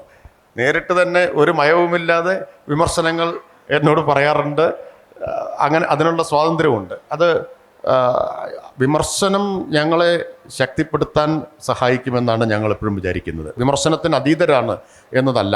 കാരണം ഇടതുപക്ഷം ആണ് ചരിത്രത്തിൽ എഴുത്തുകാരോടൊപ്പം നടന്നിട്ടുള്ളത്. എഴുത്തുകാർ ഇടതുപക്ഷത്തോടൊപ്പം അല്ല നടന്നിട്ടുള്ളത്. നമ്മൾ നോക്കിയാൽ അറിയാം, ഇടതുപക്ഷം എഴുത്തുകാരോടൊപ്പമാണ് നടന്നിട്ടുള്ളത്. ഒരു കാര്യം കൂടി പ്രേക്ഷകരുടെ അല്ലെങ്കിൽ സദസ്സിൻ്റെ ചോദ്യങ്ങൾക്ക് മുമ്പ് എനിക്ക് നിർബന്ധമായും ചോദിക്കാനുള്ളൊരു കാര്യമുണ്ട്. മാധ്യമപ്രവർത്തകയായിരുന്നല്ലോ. മാധ്യമപ്രവർത്തനം ഉപേക്ഷിച്ചാണ് പിന്നീട് പൂർണ്ണസമയം എഴുത്തിൽ കേന്ദ്രീകരിക്കുന്നത്. ആരാച്ചാരിൽ മാധ്യമപ്രവർത്തനത്തിൻ്റെ കാപട്യത്തെ അന്നേ ഒരു 12 വർഷം മുമ്പ് തുറന്നു കാണിച്ചിട്ടുണ്ട് അല്ലേ? ഈ എങ്ങനെയാ എന്തുമാത്രം ജീർണിച്ചിരിക്കുന്നു മാധ്യമപ്രവർത്തനം എന്ന്. മുത്തശ്ശിയുടെ ചെപ്പ് വീഴുമ്പോൾ ചിതറിത്തെറിച്ചതെല്ലാം പെറുക്കി കൊടുക്കുമ്പോൾ തുട്ടടിച്ചു മാറ്റുന്നുണ്ട്. അപ്പോൾ ആ അപജയം, മാധ്യമപ്രവർത്തനത്തിൻ്റെ അപജയത്തെക്കുറിച്ച് ഇപ്പോൾ തന്നെ സൂചിപ്പിക്കുകയുണ്ടായി. അപജയം, പക്ഷപാതിത്വം, മാധ്യമപ്രവർത്തനം തന്നെ ഒരു പ്രൊപ്പഗാൻഡ പ്രവർത്തനമായിട്ടും PR പ്രവർത്തനമായിട്ടൊക്കെ മാറി. പ്രൊപ്പഗാൻഡയാണ്, അതാണ് ഈ പറഞ്ഞ കാര്യം. ഇപ്പോൾ ഇടതുപക്ഷത്തിനെതിരായിട്ടുള്ള കാര്യങ്ങൾ ഞാൻ 1-2 സന്ദർഭങ്ങളിൽ എണ്ണി നോക്കിയിട്ടുണ്ട്. ഇപ്പോൾ 14 പേജ് പത്രം, 4-5 പേജ് പൂർണ്ണമായും ഇടതുപക്ഷ വിരുദ്ധ വാർത്തകൾ. കേരളത്തിലെ പ്രധാന പത്രങ്ങളുടെ 1 പേജ് പരസ്യത്തിന് എത്ര ലക്ഷം രൂപ വരും എന്നുള്ളത്. അപ്പൊ 4 പേജ് പരസ്യം ഇന്നത്തെ രാജേഷ് നോക്കിയത്. ഞാൻ 57-ലും 58-ലും ഉള്ള പത്രങ്ങൾ നോക്കിയിട്ടുണ്ട്. അന്ന് നോക്കി 60-കളിലൊക്കെ ഉള്ള 64-ലൊക്കെ ഉള്ള പത്രങ്ങൾ എടുത്ത് വെച്ച് നോക്കണം. അപ്പം നമുക്ക് വലിയ സമാധാനം തോന്നും. ഇത്രയൊക്കെ തലക്കെട്ടുകളോടെ വാർത്തകൾ ഇടതുപക്ഷത്തിനെതിരെ വന്നിട്ടും ഇത്രയും തവണ ഇവർ ജയിച്ചല്ലോ, ഇവർ അധികാരം ഒന്നും പേടിക്കണ്ട. വലതുപക്ഷ മാധ്യമങ്ങൾ എപ്പോഴും മൂലധന ശക്തികളുടെ കയ്യിലായിരുന്നിട്ടുണ്ട്. അവരുടെ കയ്യിലെ മാധ്യമങ്ങൾ വിജയിക്കുകയുള്ളൂ. അപ്പം അത് അവരുടെ വലതുപക്ഷ ആശയങ്ങൾ അവർ പ്രചരിപ്പിക്കും. അല്ലാതെ നാളെ മുതൽ മാതൃഭൂമിയും മനോരമയും ഒക്കെ ഇടതുപക്ഷത്തിന് അനുകൂലമായിട്ട് വാർത്ത പ്രസിദ്ധീകരിക്കും എന്നുള്ള പ്രതീക്ഷയിൽ അല്ലല്ലോ നിങ്ങളൊക്കെ ഇടതുപക്ഷക്കാരായത്. അതിൻ്റെ തലക്കെട്ടുകളിൽ വരുമെന്ന് വിചാരിച്ചിട്ടല്ലല്ലോ. അപ്പോൾ പിന്നെ ചെയ്യാനുള്ളത് അതിന് മറികടക്കുന്ന വിധത്തിൽ കൂടുതൽ ഫാക്ച്വലി കറക്റ്റായ, കൂടുതൽ എന്താണ് രാഷ്ട്രീയ വിശകലനം നൽകുന്ന വാർത്തകൾ നൽകാനുള്ള മറ്റ് മാധ്യമങ്ങളുടെ സാധ്യതകൾ പ്രയോജനപ്പെടുത്തുക എന്നതാണ്. അതാണ് എനിക്ക് തോന്നിയിട്ടുള്ളത്. അതാണ് ജനങ്ങളോട് ചെയ്യാവുന്ന ഏറ്റവും വലിയ ഉപകാരമെന്ന് ഞാൻ വിചാരിക്കുന്നു. കാരണം ഇന്നത്തെ കാലത്ത് ഒരു വാർത്തയുടെ സത്യം അറിയാൻ നമ്മൾ എത്ര പത്രം വായിക്കണം? സത്യാനന്തര കാലത്താണ് നമ്മൾ ജീവിക്കുന്നത്. സത്യം എന്നത് പ്രചരണപരമായിട്ട് എന്താണോ സ്ഥാപിക്കപ്പെടുന്നത് അത് സത്യമാണെന്ന് ധരിക്കുന്ന കാലമാണ്. അതെ, ഒരുപാട് സത്യങ്ങളാണെന്ന് തോന്നുമ്പോൾ ഏതെങ്കിലും ഒരു സത്യം തിരഞ്ഞെടുക്കാൻ നമ്മൾ നിർബന്ധിതരാകും. ആ സമയത്ത് ഫാക്ച്വലി കറക്റ്റായ നിർഭയമായ ഒരു സത്യം തുറന്നു പറയലൊക്കെ ആവശ്യമുള്ളത്, അത് തുടങ്ങി വെക്കേണ്ട ഒരു ദൗത്യം നിങ്ങൾക്കാണുള്ളതെന്ന് തോന്നി. സമയം തികയാതെ വന്നു. പക്ഷെ ഇനി സദസ്സിനോട് നീതി പുലർത്താതിരുന്നാൽ ശരിയാവില്ലല്ലോ. ഇനി സദസ്സിനുള്ള അവസരമാണ്. കേൾക്കാമോ? ആ ഒരു യുവ സുഹൃത്ത് അവിടെ നിന്ന് കൈപൊക്കിയിട്ടുണ്ട്, പെൺകുട്ടി.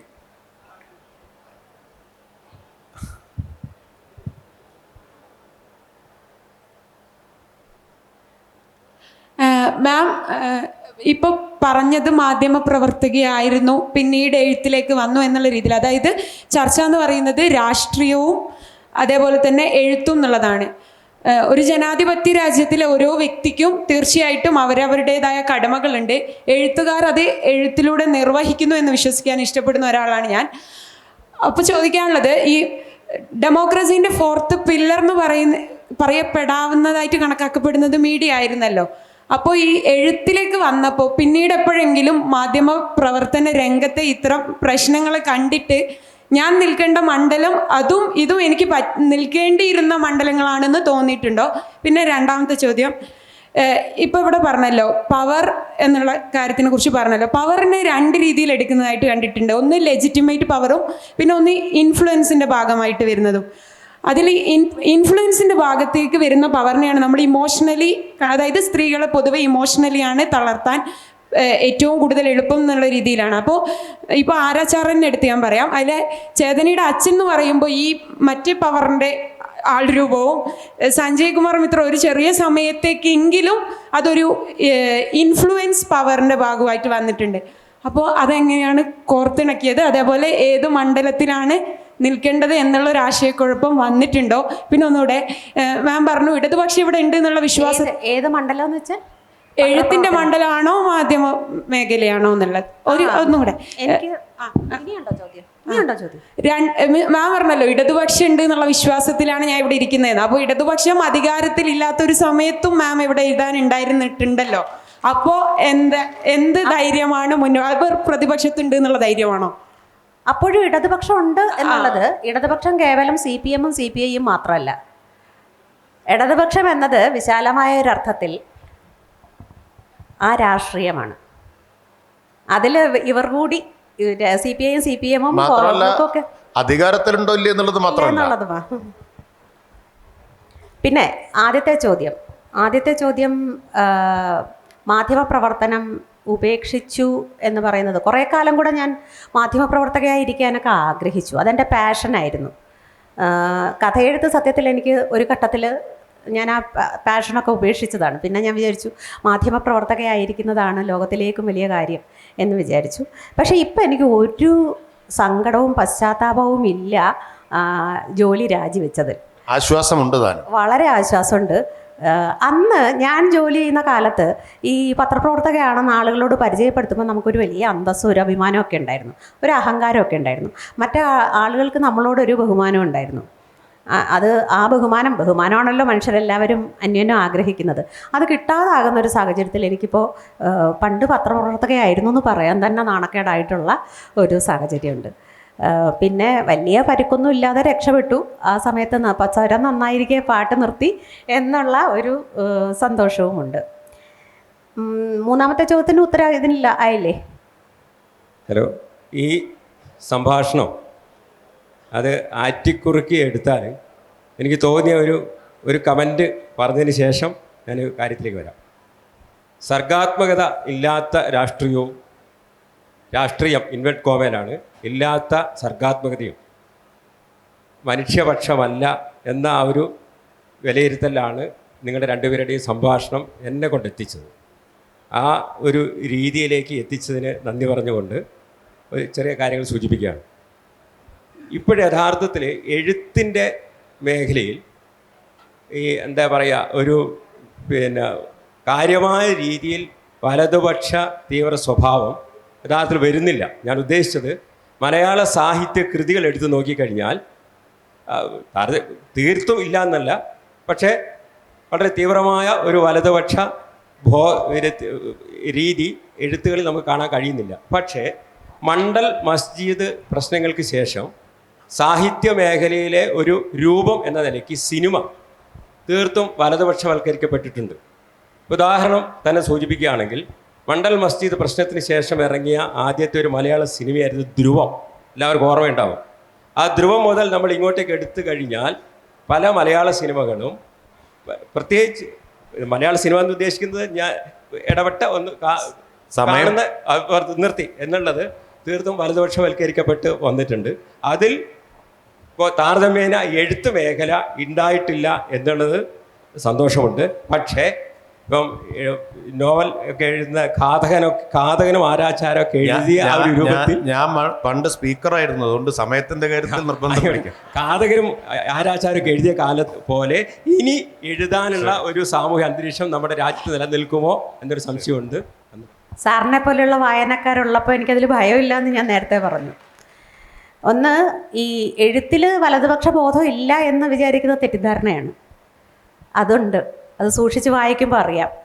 ചില സമയത്ത് നമ്മൾ ഈ നിഷ്പക്ഷത പാലിക്കുമ്പോഴൊക്കെ പലപ്പോഴും നിഷ്പക്ഷത ഈക്വൽസ് വലതുപക്ഷം എന്നുള്ള ഒരവസ്ഥ വരാറുണ്ട്. പക്ഷേ നല്ല എഴുത്തുകാരെല്ലാം എല്ലാ കാലത്തും ഇടതുപക്ഷക്കാരായിരുന്നു. കാരണം അത് ഹൃദയപക്ഷമാണ് എന്ന ധാരണ തന്നെ. ഞാൻ വീണ്ടും പറയുന്നു, ഇടതുപക്ഷം എന്ന് ഞാൻ പറഞ്ഞാൽ ഏതെങ്കിലും പാർട്ടികളെ ഉദ്ദേശിച്ചല്ല, പാർട്ടികൾ അതിലേക്ക് വന്നു ചേരുകയാണ്. പക്ഷേ ആ ഒരു പ്രത്യയശാസ്ത്രം, ആ ഒരു കാഴ്ചപ്പാട്, ആ ഒരു മനോഭാവം അതാണ് എഴുത്തിനെ സൃഷ്ടിക്കുന്നത്. അതാണ് ഇപ്പോൾ എല്ലാ എഴുത്തുകാരും ഫെമിനിസ്റ്റാണ് എന്ന് ഞാൻ പറയുന്നതിൻ്റെ കാരണം അതാണ്. മനുഷ്യത്വം, മനുഷ്യാവസ്ഥ, മനുഷ്യാന്തസ് ഉയർത്തിപ്പിടിക്കാനുള്ള ആർജവവും ആഗ്രഹവും ഇല്ലെങ്കിൽ പിന്നെ എന്ത് എഴുത്തുകാരാണ്, പിന്നെ എന്ത് കല? ഹായ് മാം, എൻ്റെ ചോദ്യം തുടങ്ങുന്നത് മാമിൻ്റെ ഒരു സ്റ്റേറ്റ്മെൻറ്റിൽ നിന്നായിരുന്നു. ഫാമിലി എന്ന് പറയുന്ന ഇൻസ്റ്റിറ്റ്യൂഷനിലെ ആദ്യത്തെ ബാലപാഠം ഭയമാണെന്ന് മാം പറഞ്ഞു. അപ്പോൾ വർഷങ്ങളോളം ഞാൻ ഉൾപ്പെടെയുള്ള പെൺകുട്ടികൾ വർഷങ്ങളോളം ഈ ബാലപാഠങ്ങളും അതിൻ്റെ അഡ്വാൻസ്ഡ് ആയിട്ടുള്ള പാഠങ്ങളും പഠിച്ചിട്ടാണ് വീട്ടിൽ കൂടെ നടന്ന് പോയിക്കൊണ്ടിരിക്കുന്നത്, ജീവിച്ചുകൊണ്ടിരിക്കുന്നത്. അപ്പോൾ ഒരു പോയിന്റിൽ നമ്മളത് അൺലേൺ ചെയ്യുമ്പോൾ നമുക്ക് വലിയൊരു ഐഡൻറ്റിറ്റി ഷിഫ്റ്റ് തന്നെയാണ് ഉണ്ടാവുന്നത്. ഇത്രയും നാൾ നമ്മളായിരുന്ന ഒരു വ്യക്തിയല്ല നമ്മൾ പിന്നീടാവുന്നത്. അപ്പോൾ മാമിൻ്റെ ജീവിതത്തിൽ നിന്ന് ഒരു എക്സെപ്റ്റ് എടുത്തിട്ട് അങ്ങനെ ഒരു ഐഡൻറ്റിറ്റി ഷിഫ്റ്റ് മാമിൻ്റെ ജീവിതത്തിൽ എപ്പോഴാണ് ഉണ്ടായത് എന്നും അതെങ്ങനെയാണ് മാമിൻ്റെ എഴുത്തിനെ ബാധിച്ചത്, അതിനുശേഷം മാമിൻ്റെ എഴുത്ത് എങ്ങനെയായി എന്നുള്ളതും ആ പൊളിറ്റിക്സ് ഓഫ് കറേജിനെ കുറിച്ചിട്ട് കുറച്ചൊന്ന് സംസാരിക്കാം. എന്താ പേര്? ഗായത്രി. ഗായത്രി എൻ്റെ കഥകൾ വായിച്ചു നോക്കുക, എന്നിട്ട് ഗായത്രി തന്നെ ഇത് കണ്ടുപിടിച്ച് എൻ്റെ അടുത്ത് പറയുക. കാരണം ഞാനിത് എഴുതുന്നത് ഈ ഭയത്തെ ഉച്ചാടനം ചെയ്യാനുള്ളൊരു ശ്രമത്തിൻ്റെ ഭാഗമായിട്ടാണ്. അതെവിടെയൊക്കെയാണ്, എപ്പോഴൊക്കെയാണ് ഞാനിത് ഈ ഉറയൂരി ദൂരെ കളഞ്ഞതെന്നുള്ളത്, നമ്മളെ ഇറുക്കുന്ന ആ ഉറയുണ്ടല്ലോ, ആ ദൂരെ കളഞ്ഞ ഉറയൂരൽ എന്ന് പറയുന്ന സംഗതി ഉണ്ടല്ലോ, അത് മൗൾട്ടിങ് നടത്തിയത് എന്നുള്ളത് കണ്ടുപിടിക്കേണ്ടത് എൻ്റെ നല്ല വായനക്കാർ, സൂക്ഷ്മ വായനക്കാരാണ്. അത് ഗായത്രി തന്നെ ഒന്ന് വായിച്ച് പറഞ്ഞു തരും. പക്ഷേ ഇത് നിരന്തരം സംഭവിച്ചുകൊണ്ടിരിക്കുന്നൊരു പ്രക്രിയയാണ്. ചില സമയത്ത് ഭയമാണിതെന്ന് നമ്മൾ തിരിച്ചറിയുന്നില്ല. ഭയത്തെ ഭയമാണെന്ന് തിരിച്ചറിയാത്ത ഒരവസ്ഥ ചില സമയത്തൊക്കെ ഉണ്ടാവും. അത് തിരിച്ചറിയുമ്പോഴാണ് ഇത് ഭയക്കേണ്ടതില്ല എന്ന് മനസ്സിലാവുന്നത്. ഇനി ആരെങ്കിലും ഉണ്ടോ? എൻ്റെ ചോദ്യം രാജേഷ് മിനിസ്റ്ററോടാണ്. ഇടതുപക്ഷം എന്ന് പറഞ്ഞാൽ മനുഷ്യപക്ഷം എന്നാണ് ഞങ്ങൾക്ക് മനസ്സിലാക്കുന്നത്. ഇന്ത്യ എന്ന് പറയുന്ന വലിയ ക്യാൻവാസിൽ ഇടതുപക്ഷം, മനുഷ്യപക്ഷം എന്ന് പറയുന്നത് ഇന്ത്യയായി ഞാൻ കണക്കാക്കുകയാണ്. അങ്ങനെയെങ്കിൽ പ്രതിപക്ഷ നേതാവിൻ്റെ വയനാട്ടിലെ വിജയത്തെ വിലയിരുത്തുന്നതിൽ കേരളത്തിലെ ഏറ്റവും നല്ല വായനക്കാരനും നല്ല രാഷ്ട്രീയക്കാരനുമായ മിനിസ്റ്റർക്ക് എന്തുകൊണ്ട് തെറ്റുപറ്റി? കേട്ടില്ല, എന്ത് മനസ്സിലായില്ല? ഇടതുപക്ഷം എന്ന് പറഞ്ഞാൽ അത് മനസ്സിലായി. അവസാനത്തെ ഭാഗം മനസ്സിലായി. അവസാനത്തെ ഭാഗം ഇന്ത്യ എന്ന വലിയ ക്യാൻവാസിൽ ഇന്ത്യയാണ് വലതുപക്ഷം, ഇടതുപക്ഷം ഇന്ത്യയിലെ ഇടതുപക്ഷം എന്ന് ഞാൻ മനസ്സിലാക്കുന്നു. ഇന്ത്യ മീൻസ് ഇന്ത്യ മുന്നണി, എല്ലാവരും കൂടെയുള്ള മുന്നണി. അതിലെ പ്രതിപക്ഷ നേതാവിൻ്റെ വയനാട്ടിലെ വിജയത്തെ വിലയിരുത്തുന്നതിൽ കേരളത്തിലെ ഏറ്റവും നല്ല വായനക്കാരനും ഏറ്റവും നല്ല രാഷ്ട്രീയ നിരീക്ഷകനുമായ മിനിസ്റ്റർക്ക് എന്തുകൊണ്ട് തെറ്റുപറ്റി എന്ന് എനിക്ക് തോന്നുന്നു. എനിക്കിപ്പോഴും ഞാൻ എന്ത് പറഞ്ഞെന്നോ? പ്രതിപക്ഷ നേതാവിൻ്റെ വയനാട്ടിലെ വിജയത്തെക്കുറിച്ച് അങ്ങ് പറഞ്ഞ ഒരു കമൻറ്റ് എന്തായിരുന്നു? ഞാൻ അങ്ങനെ ഒരു കമൻറ്റും പറഞ്ഞതായിട്ട് എനിക്കറിയില്ല. എന്ത് കമൻറ്റാണ് ഞാൻ പറഞ്ഞത്? അത് വോട്ട് കൂടുതൽ വാങ്ങിയത്, വോട്ടുമായി ബന്ധപ്പെട്ടിട്ട് ഈ തീവ്രവാദ ബന്ധമുള്ള ആളുകളുടെ വോട്ട് വാങ്ങിയെന്ന് പറഞ്ഞിട്ട് ഞാൻ അങ്ങനെ ഒരു കമൻറ്റ് പറഞ്ഞിട്ടില്ല. ഞാനല്ല അത് പറഞ്ഞത്. അത് വേറൊരു വിഷയമാണ്, വേണമെങ്കിൽ ഇപ്പോൾ ചർച്ച ചെയ്യാം നമുക്ക്. ഒറ്റ കാര്യമേ പറഞ്ഞിട്ടുള്ളൂ, കേരളത്തിലെ വലതുപക്ഷം, പ്രത്യേകിച്ച് പ്രബലമായ വലതുപക്ഷ മുന്നണിയായിട്ടുള്ള UDF മത തീവ്രവാദ ശക്തികളുമായിട്ട് സന്ധി ചെയ്യുന്നുണ്ട് എന്നത് നമ്മൾ പാലക്കാട്ട് കണ്ടതാണ്. ഞാനിതൊരു കക്ഷി രാഷ്ട്രീയ വിഷയമാക്കാൻ ആഗ്രഹിക്കുന്നില്ല, പക്ഷെ തീരെ ഇതിന് മറുപടി പറയാതെ പോയാൽ ഞാനെന്തോ ഒഴിഞ്ഞു മാറിയെന്നും തോന്നും. അതുകൊണ്ടാണ് പാലക്കാട്ട് നമ്മൾ കണ്ടതാണ്. ഇപ്പോൾ ഒരു കാര്യത്തിൽ സംശയമില്ല, ഭൂരിപക്ഷ വർഗീയതയാണ് ഏറ്റവും വലിയ ആപത്ത്. കാരണം അത് ഭൂരിപക്ഷത്തിൻ്റെതായതുകൊണ്ടാണ്. അതിന് മാത്രമേ രാഷ്ട്രീയാധികാരം കൈയാളാൻ കഴിയൂ ഇന്ത്യയിൽ. എന്നാൽ അതേസമയം ആ ഭൂരിപക്ഷ വർഗീയതകൾ പരസ്പരം ആശ്രയിച്ചാണ് നിൽക്കുന്നത്.